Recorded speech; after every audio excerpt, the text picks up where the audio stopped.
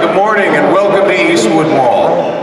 We're so glad you could all join us here today. My name's Joe Bell, but we're here to talk about some outstanding young men who did something really extraordinary. We know what happened in late November, but you know the way things are, everything takes a little longer to come around and get things organized, and that's why we're here today in January saying congratulations to the Tigers of Howland of the soccer field, your new state champions.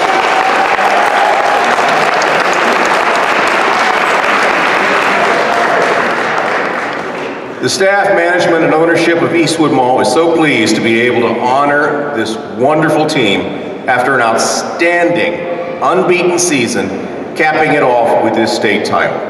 We want to honor you. We want to thank you for the thrills you gave to your friends and family. We're just glad to all be here with you. You know, once upon a time, several decades ago, there were a lot of school districts that didn't have any kind of soccer program. It was kind of a foreign sport. But of course it came around and it became very popular in America. And Howland was on board with that, and among some of those early adopters were people who really made their mark on the program. I want to introduce you to one of those early stars of the program. He made his mark. He went on to play for Marshall University. He went on to coach for the University of Akron and Hiram College. And to this day, he is creating the fields upon which guys like you and many others will be playing into the future. Please welcome Carl Capellas.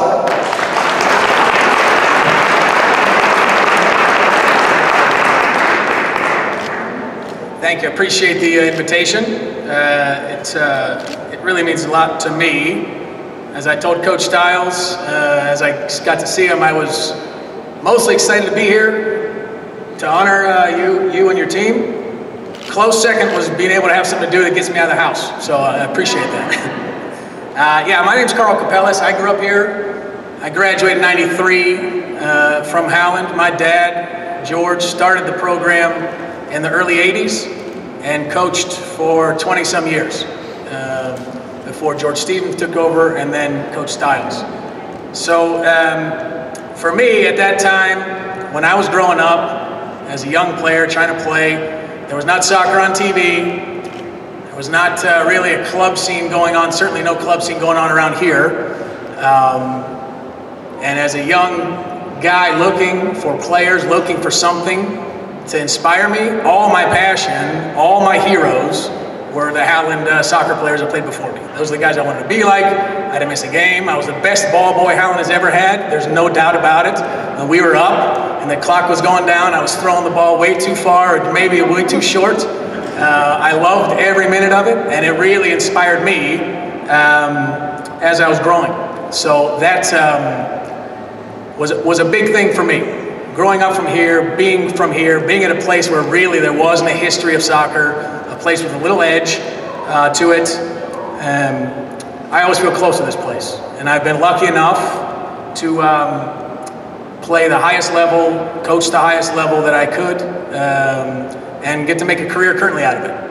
So I still scout, I still recruit players, and like Joe Whitney said, I do some building of fields for folks and use my soccer network. So super grateful, and that all starts literally right down the road here at Howland Park. That's where it all started for me. So I never forget that, and I'm always grateful for that opportunity.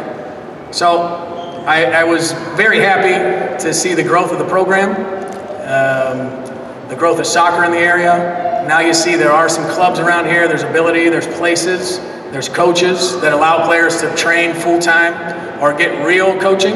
I say real coaching because those guys my age and guys before us that were coaching were the happy dads or moms that were football players in high school and just try to read a book and try to figure out what this game was. But then you get guys like Brian Stiles, who had the same passion as a player as I had, I know, growing up here, right, and came back and was willing to be involved at the youth level, make sure the kids are getting the training and all the coaching that they could use, is a real testament to a guy like him. I got a ton of admiration for him, does things the right way, does things humbly.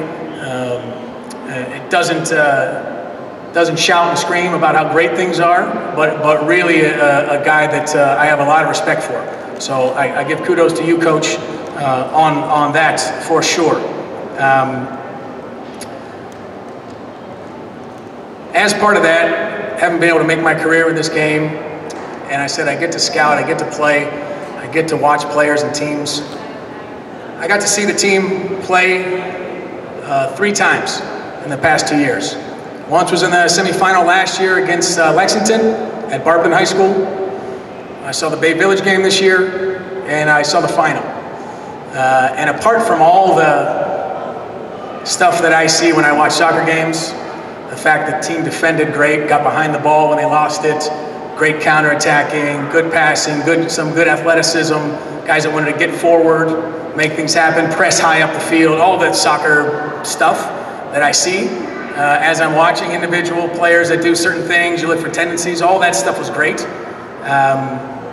But the thing that stood out, and I told Coach this after all 3 games, the thing that stood out was how good of a team this was, right?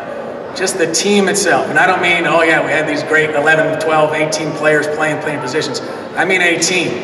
It's hard to tell who the best player was versus a guy coming off the bench based on how they interacted with each other, right? And that's something super, super, super special. The few championship teams I've been on have had that special feeling. That feeling where guys are together, guys are really playing for one another. There's something big about it. Bigger than just, I'm Mr. Everything, give me the ball and go away. There was an old joke that has been told about me more than once. I got an award when I was in college. I was a something All-American, whatever it was. And my coach introduced me and he said, yeah, and Carl invented the give and go. Give me the ball and go away. That was his joke. It's a stupid soccer joke, but that is the opposite of what I saw with these guys. And to me, more importantly than Coach Stiles, more importantly than me, more important than all of you, it's these guys, right? And it's a testament to the leadership, it's a testament to all the guys who bought into the program, whether that's seniors, whether it's the young guys playing. It really is the guys who've done that, and that's the best. The best teams are always driven by the players. It's the players that make it go. Coach can give the best halftime speech or give you guys the best chance to play, to shift, to give yourself a system where you're playing like a 3-4-3 in the attack and fall back into a 4-5-1, you're defending, whatever it is. All that stuff is important, but the most important thing is this group, is the boys themselves, the team themselves. And I couldn't be more proud of them, having seen what they did and seen how they played. Really, as a soccer fan, yes, and as a guy who's a scout, yes, watching them, I see the championship caliber, but it all fades away to me, and I'm a kid again, playing at HAC, watching these guys do so much. So I am so proud of you guys, very proud of being an alum, very proud of what you accomplished. To the coaches, the community, you guys did a lot, so congratulations, and thanks so much for inviting me. Really an honor, thank you.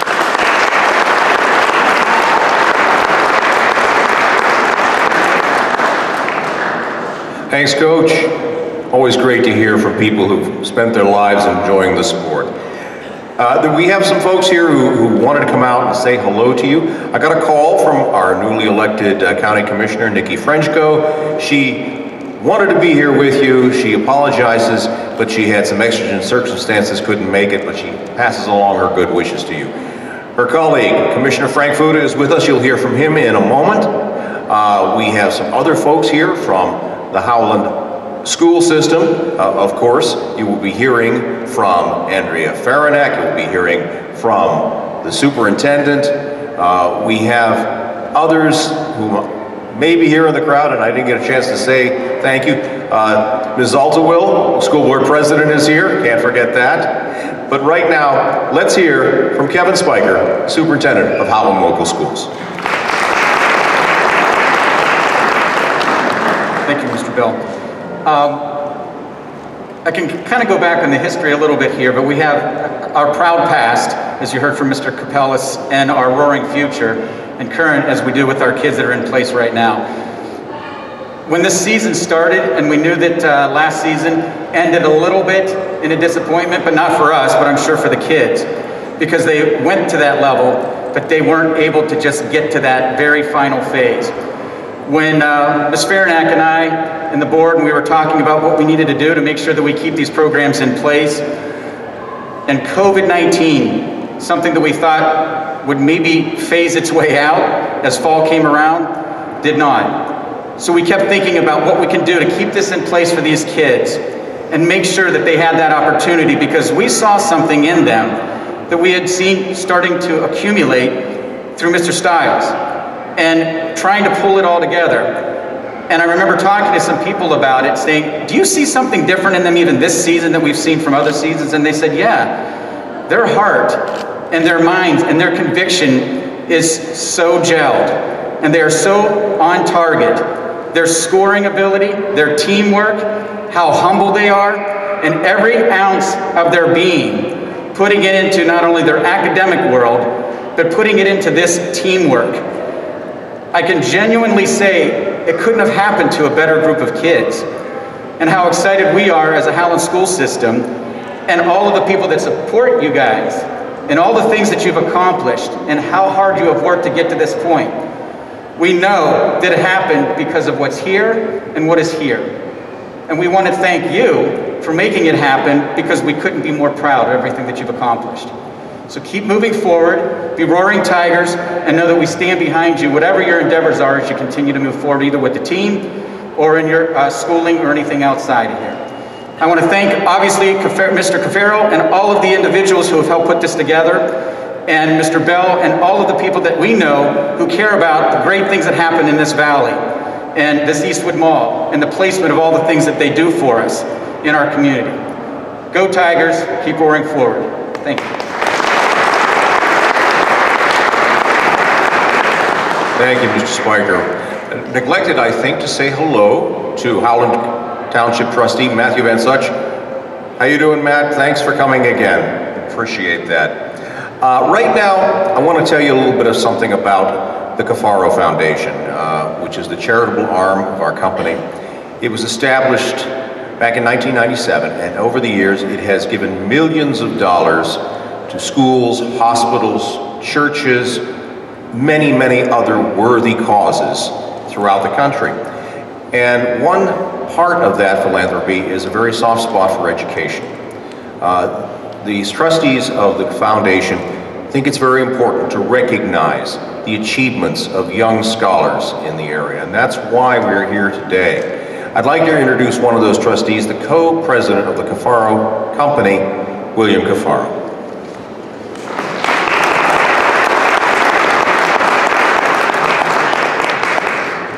I wasn't planning on speaking, but I just want to say congratulations to you young men on such a great accomplishment and making the Valley so proud of you.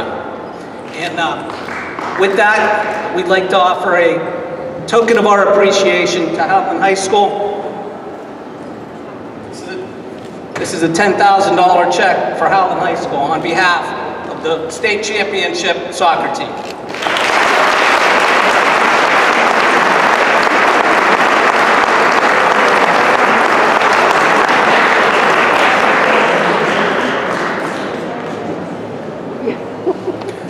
Thank you, Will. You know, I mentioned that the fact that there are a lot of local political leaders here who care very much about what happens in the local school system, and one of them is with us today. Please welcome County Commissioner Frank Fuda. Good morning, everyone. It's great to be here to recognize our Howland soccer team for their great accomplishment. I know I was a coach for years. Baseball would never reach that goal. Out of all the teams in the state, you're number one.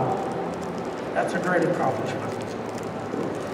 I applaud the amazing accomplishments over the past 2 seasons. A combined record of 42 wins, 1 loss, and 2 ties. That's phenomenal. State championship appearance twice, and now the state championship. I also want to congratulate the head coach, Brian Stiles, and his assistant coaches for their dedication and hard work to their team members and for their daily guidance of these young athletes. A special thanks also to the parents of these young men who have instilled many excellent qualities in them, including competitiveness, fairness, and the ability to face defeat and victory with humility when participating in a team sport. Athletics is really important, and when you win something like the state championship, it carries over into your adult life. You become those successful people because you know you are successful. We're really proud of you. I'm proud of the parents. For all that, it takes a lot for parents to raise students like men like this. For all the dedication you have to go to the games, the practices, and all that work. But congratulations. I look forward to watching some of you in the future. I know you're going to be back and be some of our leaders after you graduate. Thank you.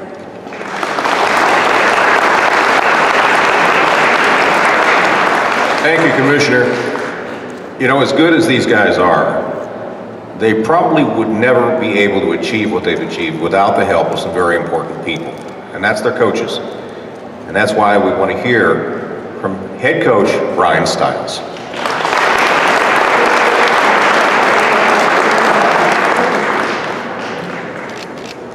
I just wanted to start real quick in thanking a few people. I don't want to make it sound like an Academy Award presentation here, but it's my first state championship. I don't want to leave anybody out. First of all, thank you to the Cafaro Foundation for putting this rally together, recognizing the kids and their accomplishments. Mr. Spiker and Ms. Farinack, the entire athletic department. This was a challenging year, and I can remember when we first got together and we're talking about the protocols for what we were going to be looking at having to do this year to even get a season off. And it was going to be difficult, but I think we were all on board with it because we felt so strongly that, you know, for the mental well-being of these kids, and, you know, we had one heck of a team as well, we knew coming back, that we wanted to see them have a season. So it was a collective effort, and we said all year we were going to have two battles, and one battle was the virus, and the other battle was our opponent. So we had to defeat both, and that starts with not just the sacrifices that these kids made. We all had to make good decisions the entire year, but the families had to make good decisions too. And for us to get through really a regular season, 16 game and 7 playoff games, and accomplish what we did with staying healthy and also playing so well is a testament to the entire Howland community. Want to also thank Carl Capelas. He's been a great mentor to me through the years, and also I'm not sure they're here today, but George Stevens and George Capelas. This program has only had 3 coaches, I guess you include me, 3 coaches over the course of about 40 years. So there's a lot of continuity within the program, and that helps greatly. My coaching staff is top notch. It's a college level coaching staff that we have with Coach Josh Lubitsch, who wasn't here today, he had to work. Nick Shealy with the goalkeepers, Kyle Brown, who's back at college training, and Joaquim Rohan is here too and does a great job. And then something that sometimes doesn't get mentioned is we don't just come up and get state championship soccer players. It starts, as Carl mentioned, it starts with the youth coaching, it starts with the club coaching. And so the talent that we see here is a byproduct of a lot of very talented coaches in the area, not just me, but a lot of very talented youth coaches that have come along the way to develop these kids. Just a little quick season recap I wanted to give. We came off, of course, last year we lost to Tip City, 1-0 in the state championship game. It was something I think we all felt we didn't play our best game that night, but some of it was the moment. You know, it's a very different moment when you get there to really understand it. You have to be in it once before. But we got off to a great, after that, day after, we were ready to train and be ready to go, and wanted to have another great year, and they were having a great year. We were doing great stuff in the wintertime, and all of a sudden we had whispers of this virus that had started. And I can still remember the night we were at Farmer Jim's, and I made mention, it may have been to Joaquin, but I said, you know, I really think they're going to lock stuff down here. I think that we better start preparing. And for a 45-year-old guy here who's lived a lot of life, but never experienced something like that, where for 2 months we had absolutely very little contact with coaches or with players. And so a testament to these kids is the fact of how they persevered through that. And one of the things I would always tell them is it's going to be these moments, and what we do now is what's going to determine how the fall is going to go for us. Because I kept telling them, there's going to be a season, there's going to be a season. Trust me, did I know that for sure? I might have lied a little bit. I wasn't 100% sure. But you know what? We were going to be the most prepared team when it came time to play. And with that was, you know, we were juggling tennis balls, we were juggling, I would say toilet paper, but you couldn't find any toilet paper at that time. So whatever it took, we could find just to get some touches, some fitness work. I would send them videos. I still owe them thousands of dollars worth of gift certificates for their trivia questions. Anything to engage the kids.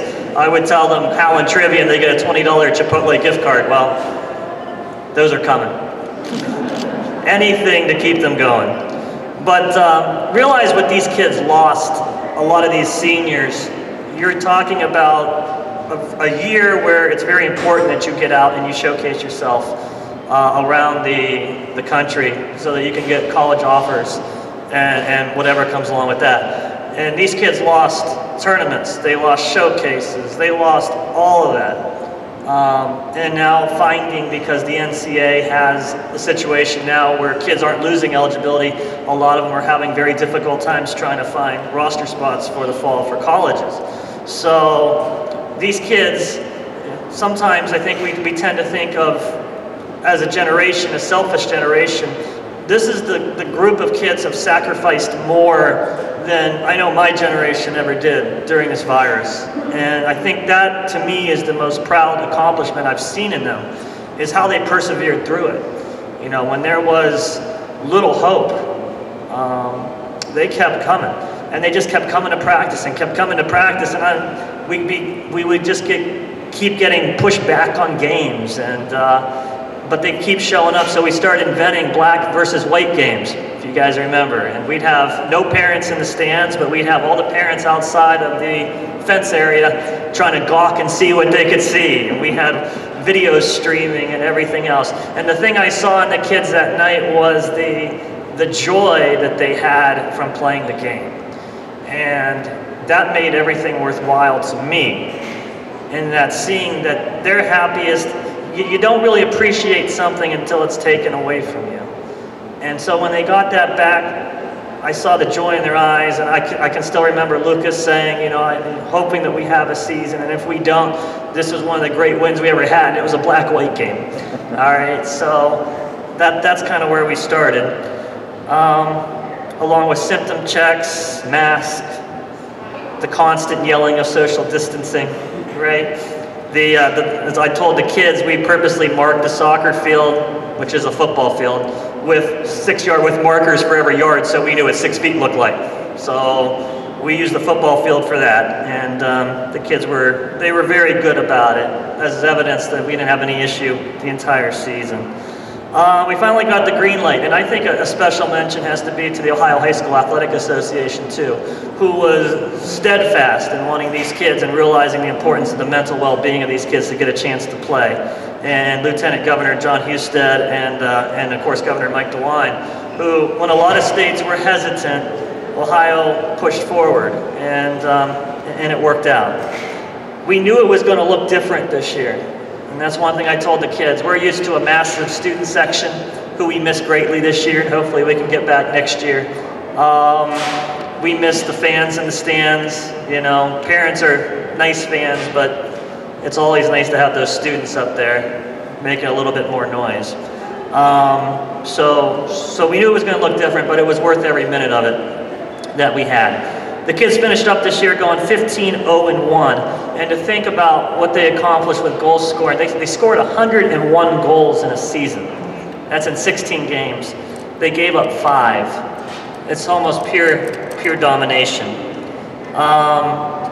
In the postseason, ran off 7 straight victories, including wins over nationally ranked Bay Village at Bay, when it was a situation where a lot of people thought that team from Youngstown can't do that. These kids always stepped forward and we never showed any fear. It was, what do we got to do to get this game to win this game? And these kids always came through for us. We beat Tip City in the state championship, ending a 47-game unbeaten streak for Tip City, which is a day I'm sure I'll never forget. And the kids just played. My greatest wish that game, and I said this before, is that these kids have done so much for the program. I just want them to play their best game that day. And I feel pretty comfortable in saying that was the best game we had played the entire season. And can't be more proud. The postseason, we scored 35 goals and gave up 1. Everyone looks at Vasily. We still love you, don't worry. You did all right for us this year. At one point this year, of course, some of the accomplishments this team made was the fact that at one point on Max Preps, they were the #1 ranked team in the nation. For a little team from Youngstown, Ohio, accomplished that. And probably more importantly, the United Soccer Coaches had a team from Youngstown, Howland High School, in the top 25, that's an unbelievable accomplishment. 43 wins, 1 loss, and 2 ties in 2 years. Largest goals for versus goals against differential in the history of Ohio soccer. They scored 136 goals on the season, gave up 6. It's a plus 130. They're the All-American Conference champions for the 6th time in a row. Before that, no team had accomplished it more than 3 times. Back-to-back district champions, first Trumbull County soccer team ever to win a regional, they won 2. First Trumbull County team ever to appear in a state championship, they appeared twice. Of course, the first Trumbull County team to ever win a soccer state championship, and also by the largest margin of victory in the history of the Division II state championship was 5-0. So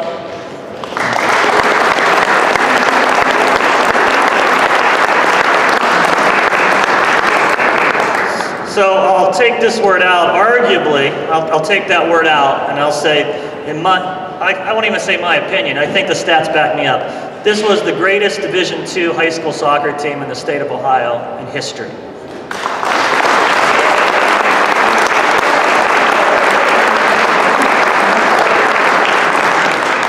So again, I just want to say how much I appreciate everything that's being done here today and everything that the school's done for us.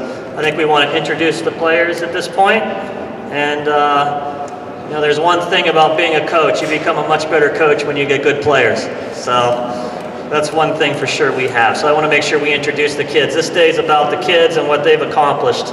So I'll call you up if you want to come walking across the stage. And I think the Eastwood Mall has something for you down there.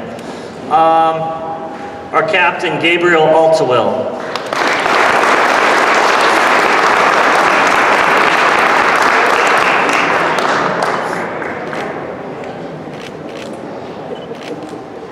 Lucas Brill, our goalkeeper.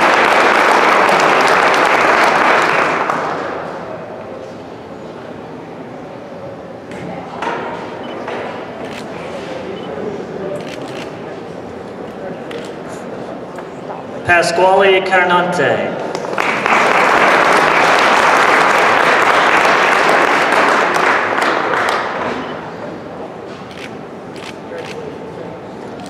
Christian Darren.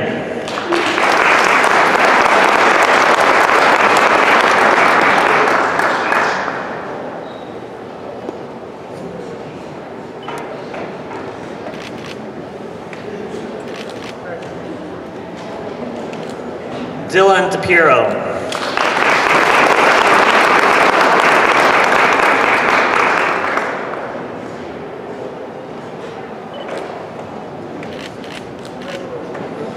Nick Durig.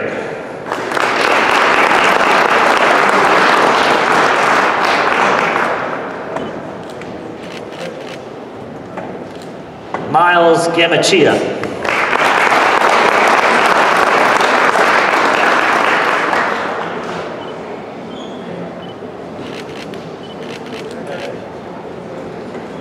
Vasily Gentis.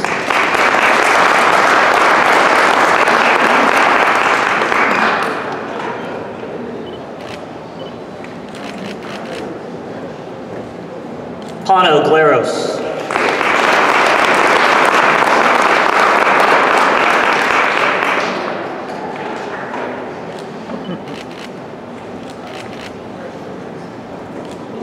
Jet Hua.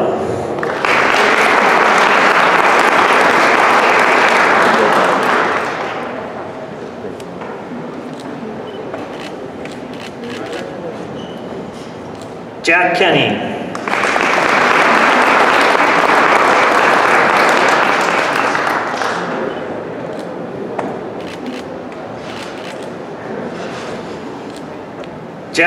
Zachary Lewis, sorry.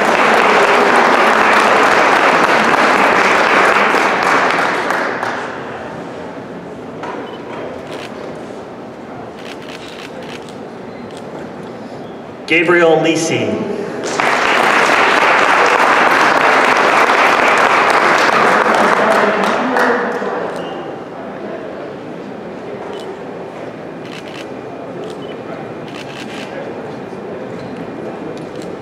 Kylan Boat Larson.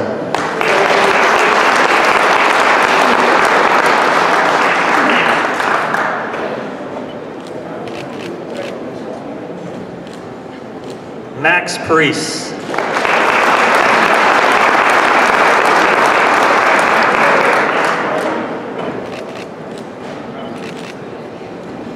Fernando Ramos.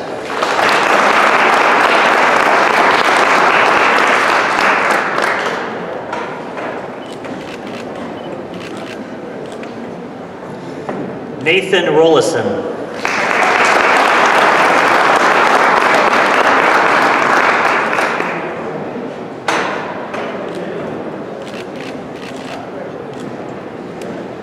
Caleb Rose.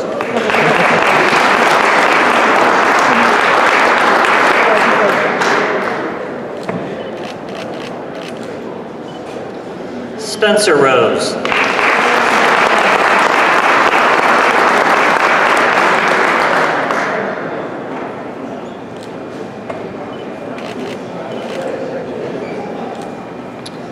Tristan Rose.